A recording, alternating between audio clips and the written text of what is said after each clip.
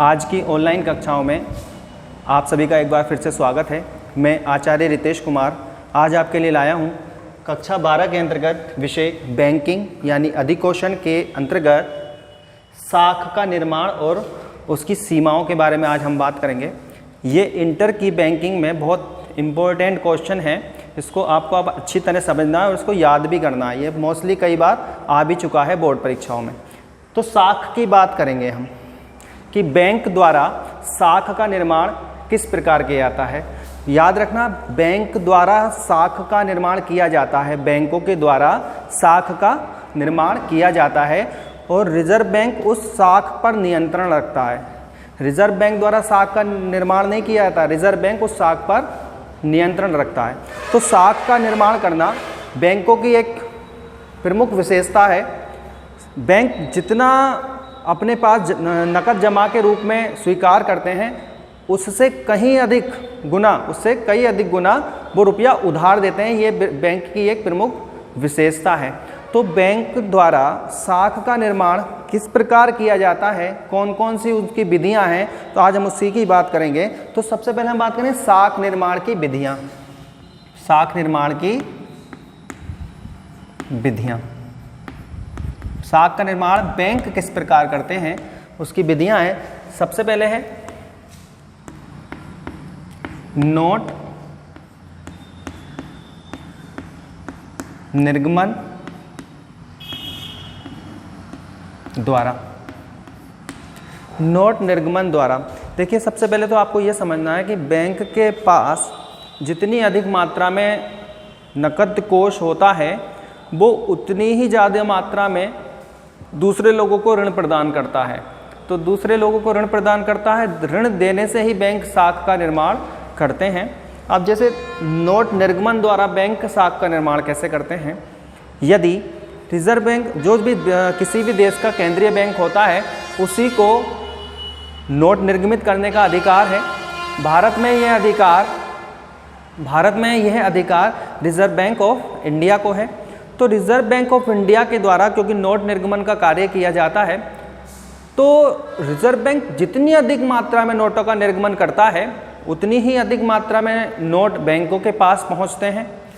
तो बैंकों के पास जितनी अधिक मात्रा में नोट पहुंचते हैं तो उतनी ही अधिक मात्रा में वो ऋणों का सृजन भी करते हैं। तो इस प्रकार नोटों के निर्गमन से बैंक साख का निर्माण करते हैं। ठीक है। दूसरा हेडिंग है नकद जमा तथा साख जमा। नकद जमा तथा साख जमा द्वारा। नकद जमा तथा साख जमा द्वारा का ये मतलब है, नकद जमा उस जमा से मतलब है जो जनता बैंकों के पास अपने विभिन्न खातों में जमा कराती है। तो जितना अधिक बैंक इस जमा को स्वीकार करते हैं उससे कई गुना वो जनता को ऋण के रूप में प्रदान करते हैं। तो जो नकद जमा है जो खातों के माध्यम से आ रही है, अब बैंक ऋण देने का कार्य करते हैं। तो ऋण जो भी बैंक देते हैं, ऋण जो भी बैंक देंगे वो पूरे का पूरा स्वीकृत राशि जो ऋण की होती है वो उसे तुरंत नहीं दी जाती, क्योंकि जो ऋण देने वाला व्यक्ति है उसे पूरी के पूरे ऋण की राशि तुरंत नकद नहीं दी जाती, बल्कि ये राशि उसके नाम से खाता खोलकर खाते में जमा कर दी जाती है। तो यही साख जमा कहलाती है। यानी जो बैंक ऋण प्रदान करता है उस ऋण को वो नकद ना देकर उसके खाते में जमा कर देता है, जो साख जमा कहलाती है। ठीक है। तो बैंक नकद जमा द्वारा और साख जमा द्वारा भी साख का निर्माण करते हैं। ठीक है। नेक्स्ट है प्रतिभूतियों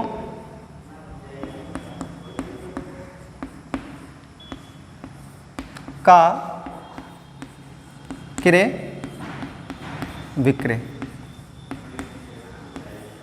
प्रतिभूतियों का क्रय विक्रय। बैंक बहुत सी प्रतिभूतियों को गिरवी रखकर ऋण प्रदान करते हैं। जनता जो भी मतलब ऋण लेने आती है उसे प्रतिभूति की जमानत के रूप में वो प्रतिभूतियाँ जमा करा लेते हैं। तो इस प्रकार बैंक ने ऋण तो दिया, साख बढ़ गई उनकी, अब क्या करते हैं बैंक, इन प्रतिभूतियों को रिजर्व बैंक से भुना लेते हैं, यानी जो रुपया उन्होंने दिया था वो रुपया उनका वापस आ गया। तो इस प्रकार प्रतिभूतियों का क्रय विक्रय करके बैंक साख का निर्माण करते हैं। ठीक है, नेक्स्ट एंड लास्ट हेडिंग है साख निर्माण की, अधिविकर्ष की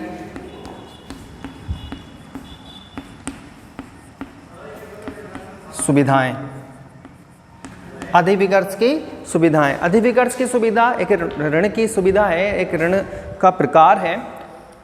तो जो व्यक्ति बैंक में चालू खाता रखते हैं, उस चालू खाते में जितना पैसा जमा होता है, उस जमा धन से अधिक का धन भी व्यक्ति निकाल सकता है। ये सुविधा उसको लेनी पड़ती है। ऐसा नहीं कि किसी का भी चालू खाता है, उसके 10,000 जमा है तो वो 20,000 निकाले, नहीं, उसे अपनी एक लिमिट बनानी है कि इतने रुपए वो अपने जमा धन से अधिक निकाल सकता है। तो ये अधिविकर्ष की सुविधा कहलाती है, जो कि बैंक द्वारा केवल चालू खाते पर दी जाती है, यानी जमा धन से अधिक धन निकालना अधिविकर्ष की सुविधा है। तो बैंक जितनी अधिक अधिविकर्ष की सुविधा देता है, बैंक जितनी अधिक लोगों को अधिविकर्ष की सुविधा देता है, वो उतना ही अधिक साख का निर्माण करता है।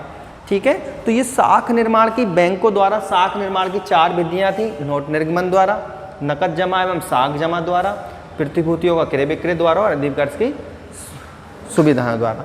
अब यहाँ पे मैंने 2 टॉपिक लिए हैं, साख का निर्माण और इसकी सीमाएं। तो अब हम बात करेंगे इसकी सीमाओं की, इसकी सीमाओं की। प्रोफेसर बेनहम ने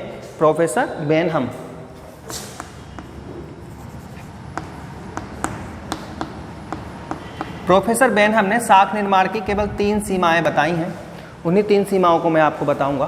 प्रोफेसर बेनहम ने साख निर्माण की 3 सीमाएं बताई थी, वैसे बहुत सी हैं लेकिन मैं बेनहम की ही बात करूंगा। तो सबसे पहली है,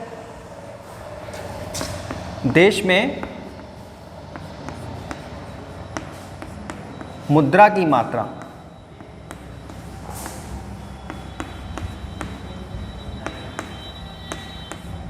देश में मुद्रा की मात्रा। देश में मुद्रा की मात्रा का क्या मतलब है? जो देश में मुद्रा की मात्रा पर नियंत्रण होता है वो रिजर्व बैंक का होता है। रिजर्व बैंक चाहे जितनी मात्रा में मुद्रा को छाप सकता है, यानी उसमें छाप सकता है और उसको कम भी कर सकता है। तो रिजर्व बैंक द्वारा जो नोटों की मात्रा है, तो यदि उस नोटों की मात्रा में वृद्धि कर देता है, छापने की जो निर्गमित मुद्रा उसमें वृद्धि कर देता है, तो बैंकों के पास ज़्यादा मुद्रा पहुंच जाती है, तो उनकी साख निर्माण की शक्ति बढ़ जाती है। इसके विपरीत यदि रिजर्व बैंक अपने जो निर्गमित मुद्रा उसकी मात्रा में कमी कर देता है, यानी नोट छापने की मात्रा में कमी करता है, तो देश में बैंकों के पास नोटों की कमी हो जाती है। इससे उनकी ऋण देने की क्षमता जो है वो कम हो जाती है।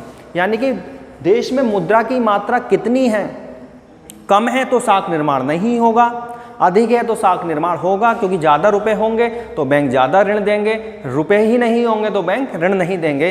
इसलिए साख निर्माण की जो सीमा है, लिमिटेशन है, वो देश में मुद्रा की मात्रा पर भी निर्भर करती है। दूसरा है, जनता में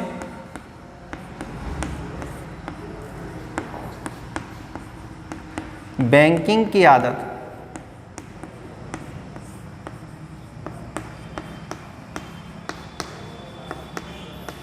जनता में बैंकिंग की आदत,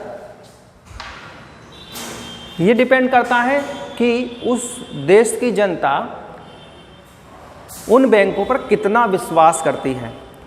क्योंकि ये लेन देन जो होते हैं, हम खाता जमा कर रहे हैं, पैसे जमा कर रहे हैं खाते में, तो हम इस बात से ही तो कर रहे हैं, इसलिए तो चल रहे हैं ये बैंक है, ये कहीं हमें धोखा नहीं देगा। यदि हमें लगता है कि ये बैंक धोखा देगा तो हम उसमें पैसे जमा करते ही नहीं हैं।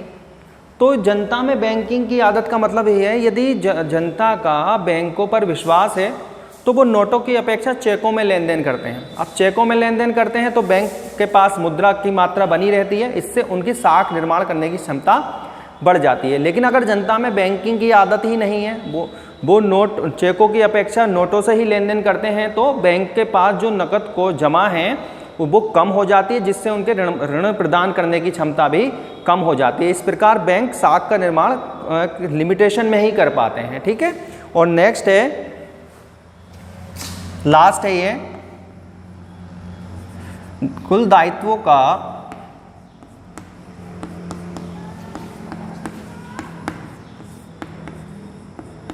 नकद कोषों में या नकद कोष में प्रतिशत या अनुपात भी कह सकते हैं इसको। यहाँ पर भी ये हेडिंग भी लास्ट एंड अंतिम हेडिंग है, ये हेडिंग भी जनता के विश्वास के ऊपर डिपेंड करता है कि बैंकों पर जनता का विश्वास कितना है। यदि बैंकों पर जनता का विश्वास अधिक है तो उससे अपने पास कुल जमा का जो जमा प्राप्त करता है उसको पहले तो ये समझिए कि जो भी जमा प्राप्त करता है बैंक उसको सारे के सारे को ऋण के रूप में नहीं बांटता, उसका एक निश्चित प्रतिशत अपने यहाँ नकद कोष में बचाकर रखता है, क्योंकि अगर संकट आता है ताकि वो उसका भुगतान कर सके। तो प्रत्येक बैंक अपनी कुल जमा का कुछ ना कुछ प्रतिशत नकद कोष में रखता है। अब यदि जनता अपने उन बैंक पर विश्वास करती है तो नकद में लेन देन करेगी नहीं, तो इसलिए वो बैंक जिन पर ज़्यादा विश्वास करती है वो अपने नकद कोषों की मात्रा को घटा सकते हैं। नकद कोषों की मात्रा को घटाने से उनके पास मुद्रा आती है और इससे वो अधिक ऋण प्रदान करते हैं। इसके विपरीत यदि जनता का बैंक पर विश्वास ही नहीं है तो उन्हें अधिक मात्रा में अपने यहाँ नकद कोष रखने पड़ते हैं, उन्हें अपने यहाँ अधिक मात्रा में नकद कोष रखने पड़ते हैं ताकि जनता आए और उसे तुरंत भुगतान किया जा सके, उनका विश्वास ना टूटे। तो उसे अधिक मात्रा में नकद कोष रखने पड़ते हैं, यानी उसके पास मुद्रा जो तरल के रूप में है, कार्यशील मुद्रा के रूप में है, वो कम पड़ जाती है। इस प्रकार वो अधिक से अधिक ऋण नहीं प्रदान कर पाते हैं, तो उनकी जो साख निर्माण करने की क्षमता है वो घट जाती है। ठीक है, याद रखना ये 3 सीमाएं थी, ये हमने बताई हैं, और भी सीमा है लेकिन मैं आज 3 की ही बात करूंगा। और ये इसकी 4 विधियां हैं। ये इंपॉर्टेंट टॉपिक है और छोटा टॉपिक है, आपको इसको याद करना ही है। मैं PDF में जैसा दूं आप उसको वैसा याद कर लेना। आज की वीडियो में इतना ही, मिलते हैं फिर नेक्स्ट वीडियो में। Thank you.